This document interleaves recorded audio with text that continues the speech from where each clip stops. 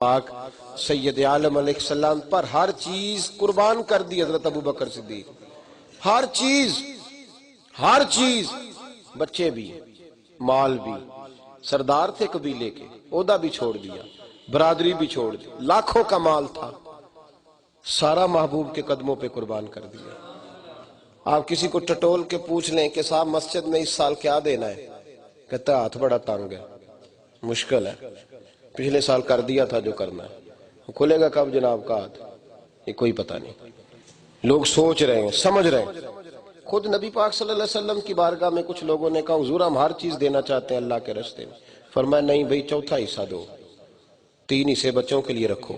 حضرت ابی بن کعب نے کہا، نبی پاک نے، حضرت کعب بن مالک نے کہا، حضور نے منع کر دیا. فرمایا چوتھا حصہ. حضرت ابو لبابہ نے کہا حضور ساری جائیداد دینی ہے. فرمایا نہیں بھائی، چوتھا حصہ. تیرے بچے بھوکوں مرے، ہمیں پسند نہیں، 3 حصے گھر رکھ. جب باری آئی جناب صدیق اکبر کی، وہ لاؤ سارے مال لاؤ، تو حضرت سیدنا عمر فاروق فرماتے ہیں میں نے کہا اس دفعہ جیتوں گا. میں نے آدھا مال گھر کا تیار کیا، 2.5% زکوٰۃ نہیں، 50%. کتنا تیار کیا؟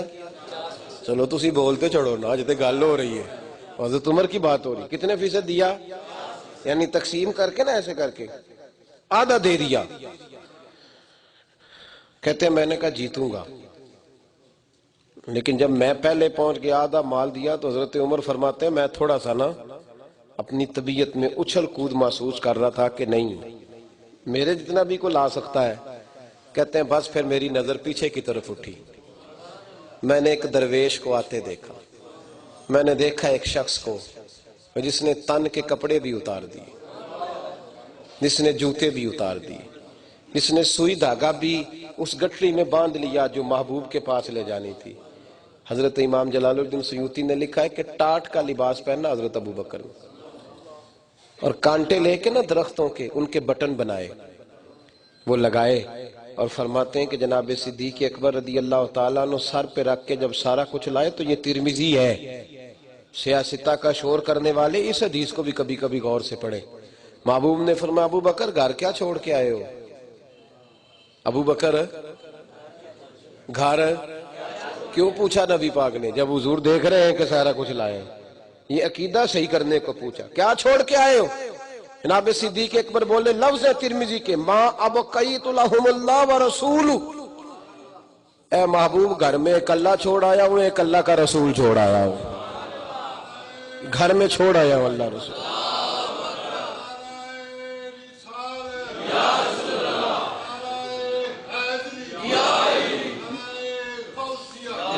اللہ اور اللہ کا رسول گھر چھوڑ آیا ہوں میرے محبوب پاک، اور سارا کچھ ہی. مولانا حسن رضا نے 2 شعر کہیں، کمال کر دی. اعلیٰ حضرت کے چھوٹے بھائی تھے، کہنے لگے بیاں ہو کس زبان سے مرتبہ صدیق اکبر کا. کہنے لگے وہ زبان کہاں سے لاؤں جناب صدیق اکبر کی شان بیان کرے.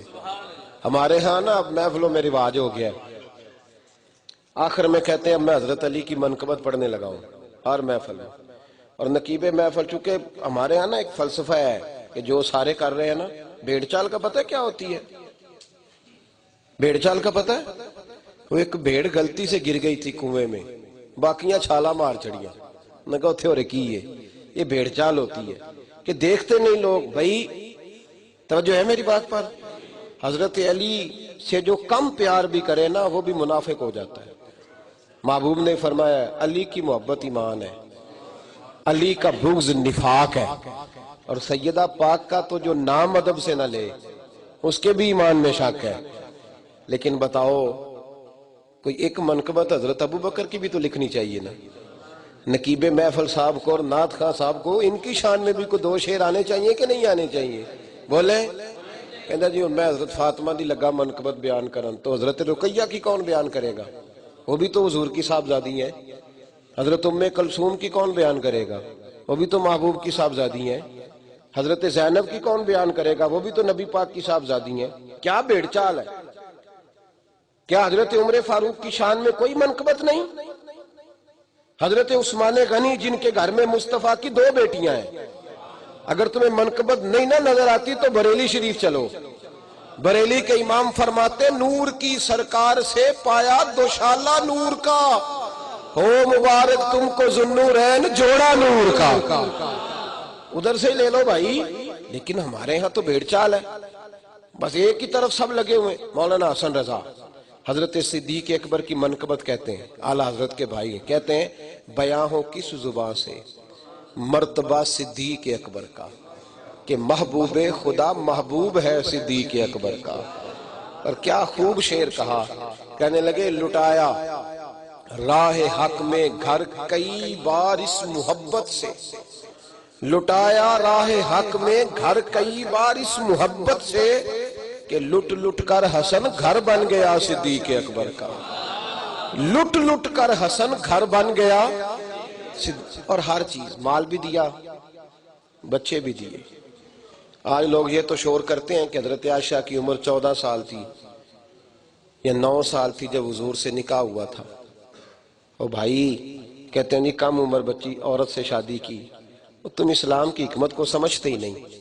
اگر حضرت عائشہ صدیقہ گھر کے اندر کی حدیثیں روایت نہ کریں تو عورتوں کے مخصوص مسائل امت تک پہنچ ہی نہیں سکتے۔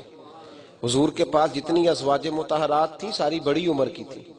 ایک ایسی نوجوان خاتون کی ضرورت تھی جو مصطفیٰ سے دین سیکھیں اور مصطفیٰ کریم کی امت کی عورتوں تک دین پہنچائیں۔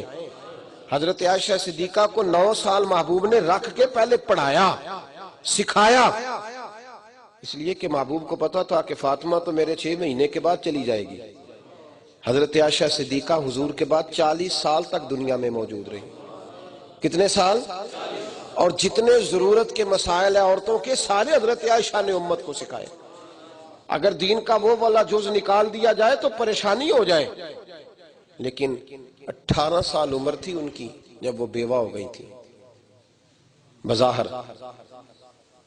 ظاہری طور پر جو احکامات، 18 سال حضرت ابوبکر صدیق بھی جانتے تھے کہ میری شہزادی حضور علیہ السلام کے بعد، لیکن انہوں نے اپنی وہ بیٹی دین کو دے دی۔